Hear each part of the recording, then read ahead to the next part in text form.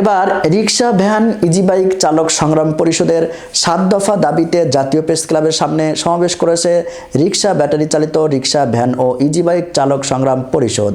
সমাবেশ থেকে ৭ দফা দাবি তুলে ধরা হয়।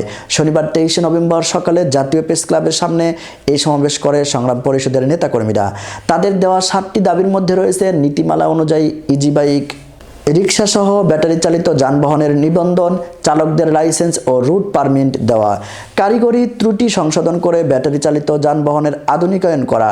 এছাড়াও ছাত্র শ্রমিক জনতার গণ অভ্যুত্থানে ব্যাটারি চালিত ইজি বাইক ও রিক্সা সহ নিহত ও আহত সব শ্রমিকের ক্ষতিপূরণ নিশ্চিত করার দাবি জানিয়েছেন তারা।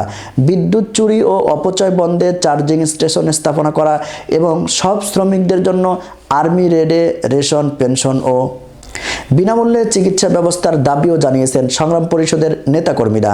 প্রসঙ্গত, গত ১৯শে নভেম্বর মঙ্গলবার ঢাকা মহানগর এলাকায় ৩ দিনের মধ্যে ব্যাটারি চালিত রিক্সা চালক বন্ধের নির্দেশ দেন হাইকোর্ট।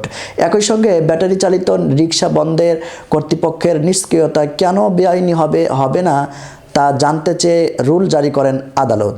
এরপর থেকেই ঢাকায় বিভিন্ন এলাকায় আন্দোলন চালাচ্ছে ব্যাটারি চালিত রিক্সা চালকরা।